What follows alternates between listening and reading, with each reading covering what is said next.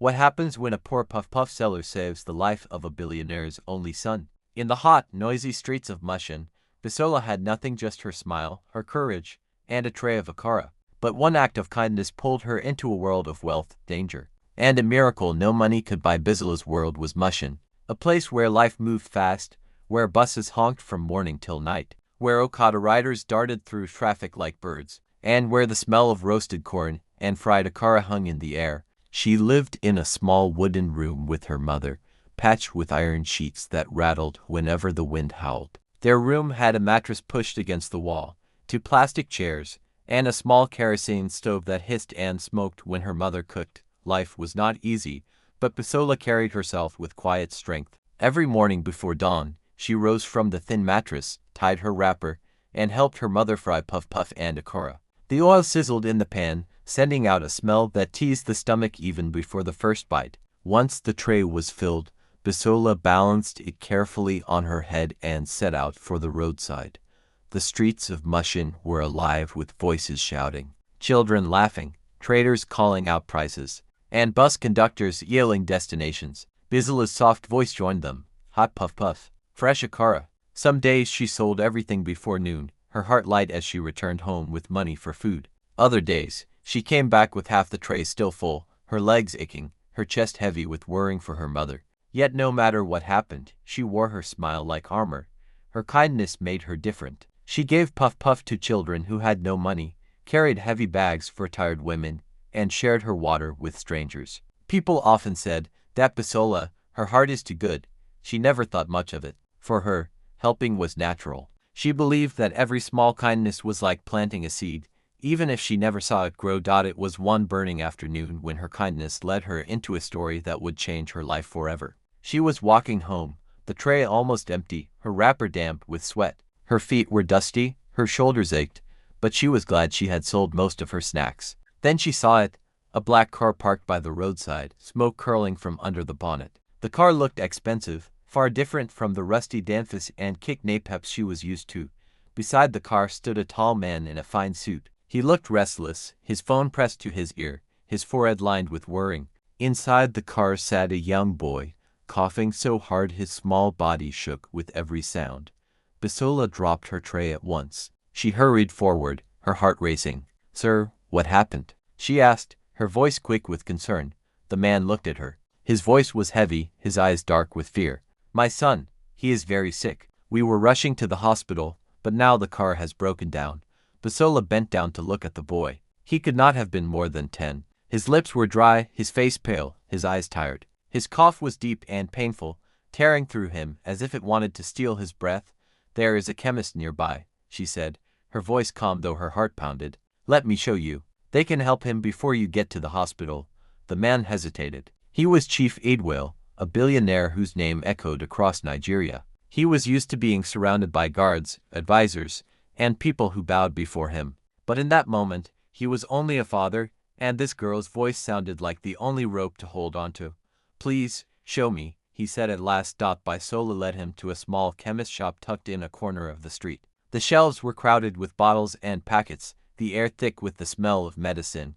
The old chemist worked quickly, giving the boy something to calm his cough. The boy's breathing eased a little, and Chief Adewale's shoulders dropped with relief. As they left, he looked at Bisola, his eyes studying her closely. Her wrapper was old, her slippers worn, her hands oily from frying puff-puff, yet her courage and kindness shone brighter than gold. He nodded, his lips parting slightly as though he wanted to thank her but could not find the words.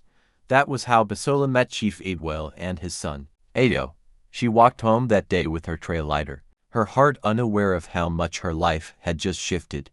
Days turned into weeks. But Chief Adewale could not forget the girl. Her face, her small voice, the way she had rushed without fear to help his son stayed with him like a shadow. He had everything money could buy, but kindness like hers was rare. One afternoon, as his car drove through Mushin, his eyes caught sight of her again. She was at the roadside, balancing her tray, her voice calling softly, "Puff-puff. Hot akara." "Stop," he told his driver. The car pulled over, and the tinted glass slid down. Bisola's eyes widened when she saw him. She quickly wiped her hands on her wrapper and stepped forward. "Young girl," he said in his deep voice, "what is your name?" My name is Bisola, sir, she replied, her heart beating fast. You helped my son that day. I have not forgotten. What do you do apart from selling puff puff? Bisola smiled faintly. Nothing else, sir.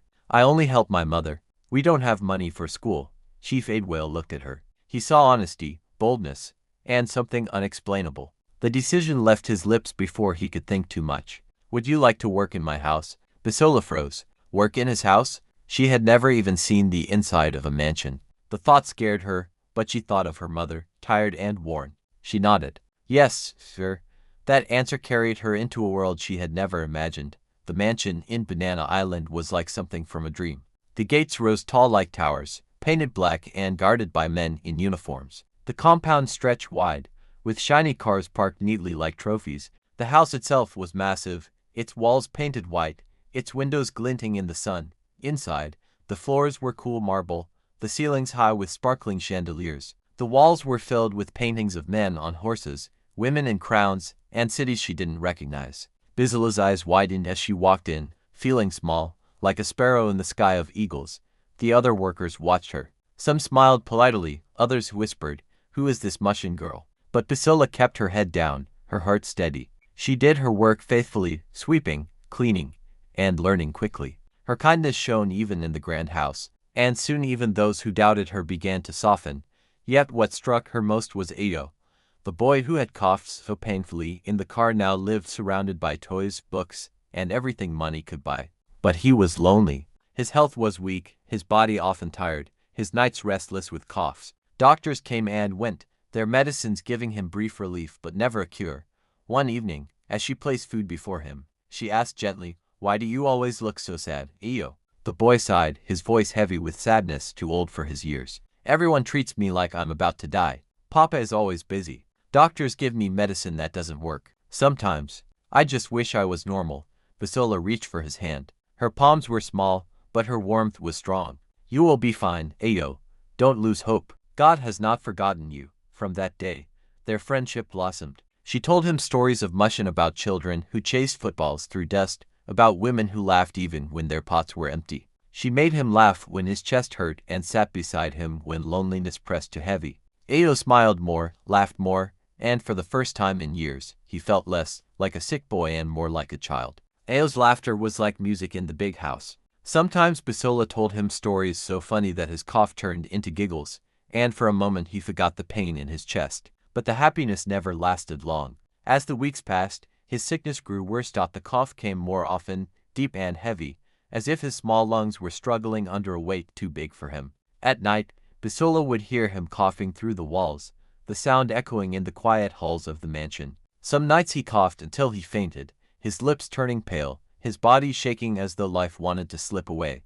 Doctors from Lagos came. When they failed, Chief Aidwale brought doctors from abroad. They carried briefcases filled with medicine and spoke with confident voices. They gave injections, prescribed tablets, and smiled politely, but nothing worked. One by one, they shook their heads in defeat. Their science could not explain why Ayo's body refused to heal. The mansion became a house of fear. Chief Aidwale walked the halls like a restless lion, his suits hanging loosely as he lost weight. He spent millions, yet all his money felt useless. Servants whispered in corners, their eyes filled with pity. Bisola carried her tray of food to Ayo's room every day, praying silently that he would eat. One night, Bisola could not sleep. She lay awake on her small bed in the servants' quarters, listening to the sound of Ayo coughing. Her heart ached as though his pain was her own. She remembered her grandmother's voice from long ago. When doctors fail, nature still speaks. Herbs and prayers carry secrets that men forget. Her grandmother had spoken often about a woman called Aya Beni, a healer from her village. People said she had cured hopeless cases, children who could not walk, men doctors had abandoned, women who had lost all hope. Bisola had never met the woman, but her grandmother's stories came alive in her mind like fireflies in the dark.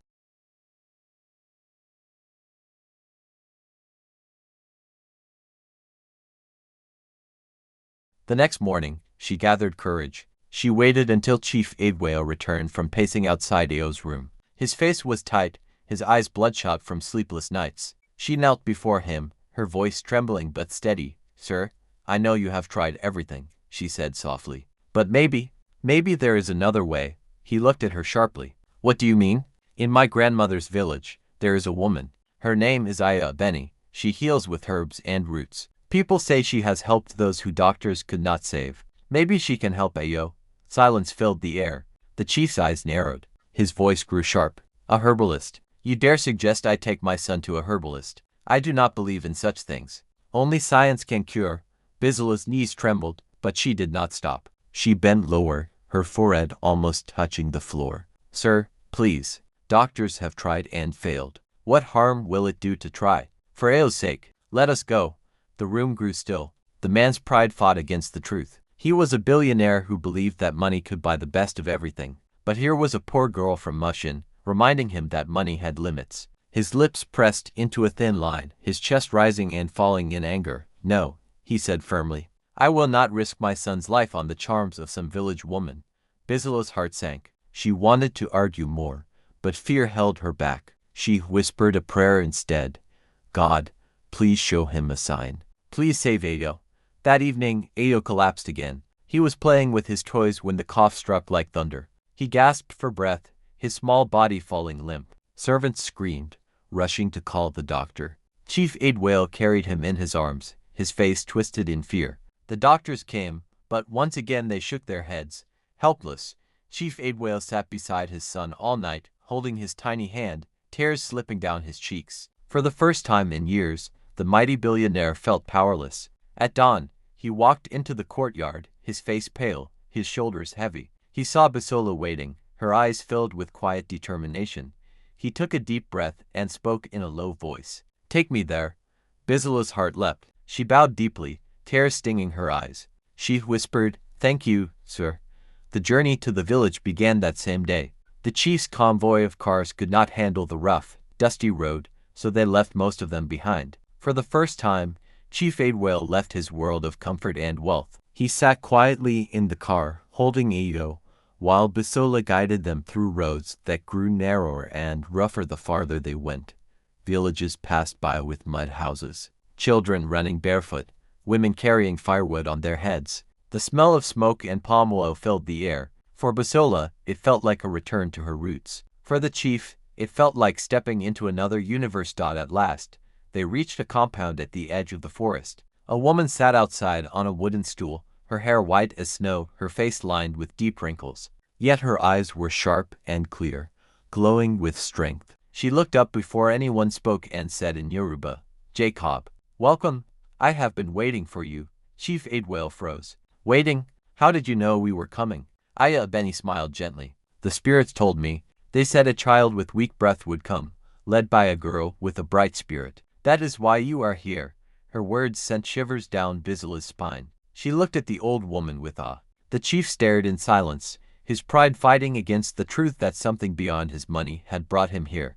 The air in the village was different. It carried the smell of wood smoke, earth after rain, and leaves crushed under bare feet. It was nothing like the polished fragrance of Banana Island, where flowers were trimmed and streets were paved smooth. Here, everything felt raw, alive, and ancient. Chief Aidwale stepped out of the car slowly, his polished shoes sinking slightly into the dust. He held Ayo in his arms, the boy's body weak and limp, his cough rattling faintly. Bisola walked beside him, her face calm but her heart thudding hard. She had brought them this far, but what if nothing worked? Aya Beni, the old healer, rose from her stool with surprising strength for her age. Her white hair glistened in the evening light, and her eyes sparkled with something deeper than wisdom. She looked at Ayo and shook her head gently, as though she could see beyond flesh into the boy's spirit.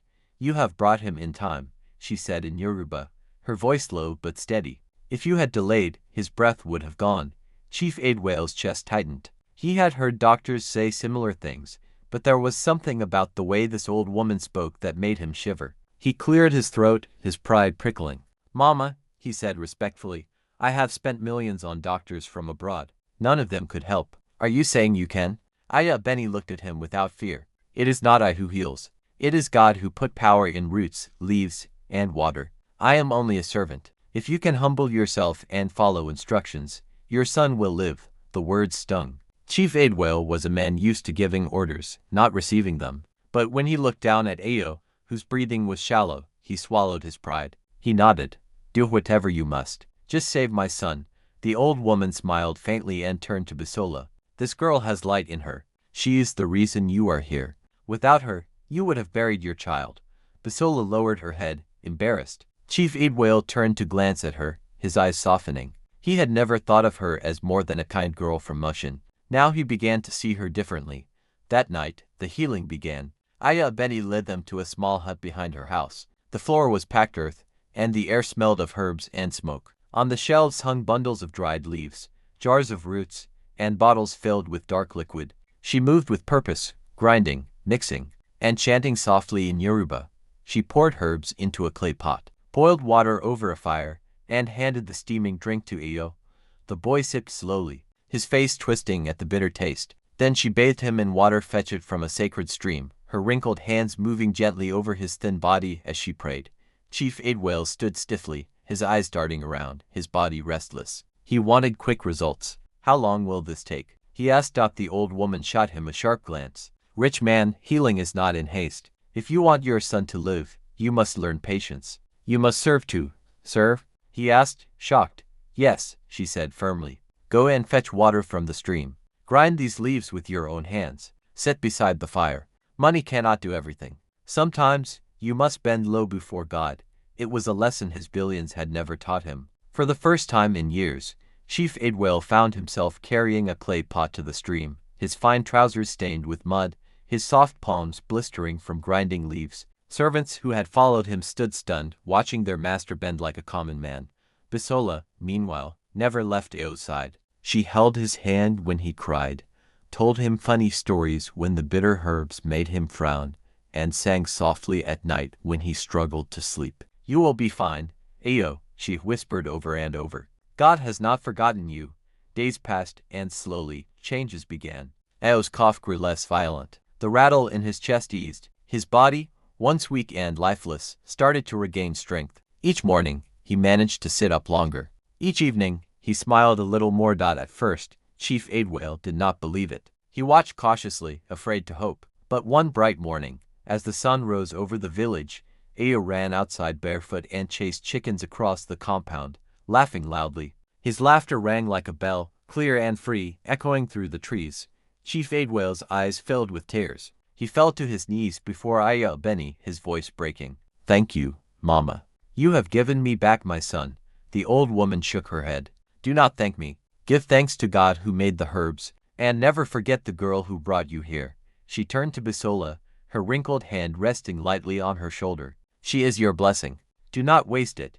Chief Idwale looked at Bisola then, really looked. She was just a poor girl from Mushin, yet her courage and faith had saved his only child. He nodded slowly, his heart heavy with gratitude. I will never forget, he said. That night, as they prepared to leave the village, Eo clung to Bisola's hand. Promise me you will never leave me, he whispered. Bisola smiled, her eyes shining. I promise. The days after Eo's healing were like a sunrise breaking through a long night. The mansion, which once echoed with coughs and fear, now filled with laughter and hope. Eo ran about the compound freely, his small feet tapping across the marble floors. The servants smiled when they saw him, and even Chief Idwale, who once walked with a heavy heart, now carried himself lighter. One quiet evening, Chief Idwale called Bisola into his study. The room was grand, with tall bookshelves, a wide desk, and polished floors that shone under the light. Bisola stood nervously at the door, unsure why she was being called. Chief Idwale sat in his chair, his hands folded, his eyes thoughtful. Come in, my daughter, he said softly. His voice was not the commanding tone she was used to. It carried warmth, almost like a father's. She stepped forward slowly, her head bowed. He studied her for a long moment before he spoke. Bisola, you have done something I can never repay. You did not think of yourself when you saw my son struggling for breath by the roadside. You helped us, and because of you, Eo is alive today. Tell me, what do you want in this life? Speak freely. Don't be afraid. Bisola hesitated. Her heart beat fast, but she gathered courage. Sir, I don't want much. I only want to go to school. I want to learn, so I can help my mother, and so I can help people too. That has been my dream, but we never had the money. Chief Idwale blinked, surprised. He had expected her to ask for riches, clothes, or even a shop for her mother. But here was this young girl, asking only for knowledge. Slowly, A smile spread across his face. He nodded. Then it shall be so. From today, you will go to the best schools in Lagos. You will not lack anything again. Education will be your gift, and it will carry you far. Tears filled Bisola's eyes. She knelt quickly, her forehead almost touching the floor. Thank you, sir. May God bless you. May you live long. And just like that, her life changed. The next week, a new uniform was made for her. Books were bought, shiny and new, with her name written neatly inside. The car that once carried only Chief Aidwell and his son now also carried her each morning to a school she had only seen from afar. It was one of the finest in Victoria Island, a place where the children of the rich and powerful studied. At first, Bisola felt lost. The classrooms were wide and bright, filled with computers, projectors, and equipment she had never used before. Her classmates spoke English with sharp accents and came to school with the latest gadgets. They whispered behind her back, some mocking her quietness, others giggling at her simple ways. One day, during break time, 2 girls laughed when they saw her reading alone under a tree. See her, one said, rolling her eyes. She thinks she's better than us, reading every time. Poor girl trying to act rich. Bisola's cheeks burned, but she kept her head down. She remembered her mother's voice, always saying, "Don't mind what people say, my child. Just keep your eyes on your dream." So she wiped her tears quietly and opened her book again. It wasn't easy. Sometimes she went to bed crying in her new room at the mansion, wondering if she truly belonged there. But every morning, she woke with determination. She remembered the chance she had been given, and she promised herself never to waste it. She studied harder than anyone else. While others laughed and played during breaks, she sat in the library, flipping through pages. She asked her teachers questions, even when some students rolled their eyes. Slowly, her grades improved. Teachers began to notice her brilliance. One of them, Mr. Okuro, told the class one day, "If all of you worked as hard as Bisola, this school would produce nothing but geniuses." Those words lit a fire in her. She became bolder, more confident. She joined debates, wrote essays, and even won competitions. Her classmates, who once mocked her, began to admire her. Some even came to her for help with homework. Bisola never refused anyone. She explained patiently, smiling as she taught them. Years flowed by like a river. From junior secondary to senior secondary, Bisola climbed steadily. Her report cards always carried high grades, and her name was always near the top of the list. Her mother, still living in Mushin, but now comfortable thanks to Chief Aidwell's support, wept tears of joy whenever Bisola brought her results home. Then came the final exams, the test that would decide her future. The whole school buzzed with tension. Bisola prayed harder than ever, kneeling each night by her bed. She thought of her mother's sacrifices, of Ao's laughter, of Chief Aidwell's faith in her. "Lord," she whispered, "don't let me fail. Let me make them proud." The exam days were long and stressful. Questions twisted like puzzles, but Bisola kept her mind sharp. She remembered every lesson, every late-night reading, every correction from her teachers. She poured her heart into every answer, her pen racing across the paper. When it was finally over, she walked out of the hall exhausted but calm. She had done her best. Weeks later, the results were released. The school compound erupted with shouts and tears, some of joy, some of sorrow. Bisola's hands trembled as she held her slip. She closed her eyes for a moment, then opened them slowly. Every subject carried the same bold letter. Her eyes widened. She had done it. She had graduated with distinction, and all a student. For a moment, the world blurred. Then tears poured down her cheeks, and she laughed through her sobs. She ran all the way home, her legs flying like the wind.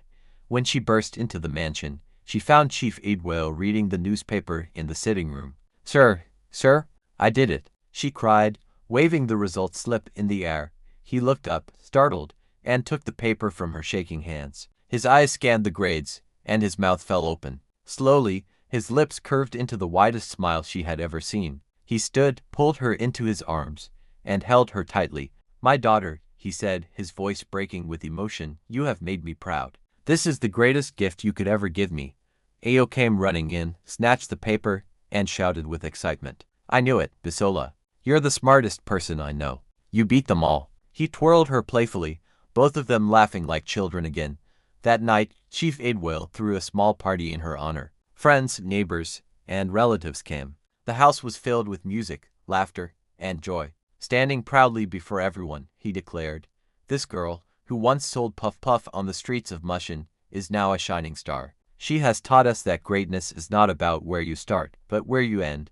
Bisola stood quietly in a corner, her heart swelling with gratitude. She looked at her mother, who wiped her eyes with the edge of her wrapper. She looked at Ayo, who grinned at her proudly. She looked at Chief Aidwale, who now called her daughter with love, and she whispered a silent prayer. Thank you, Lord.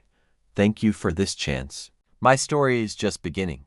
Bisola's story shows us that no matter where you start, with hard work and determination, you can rise above every challenge. If this story touched your heart, please don't forget to subscribe, like, and share so together we can inspire even more people to believe in their dreams.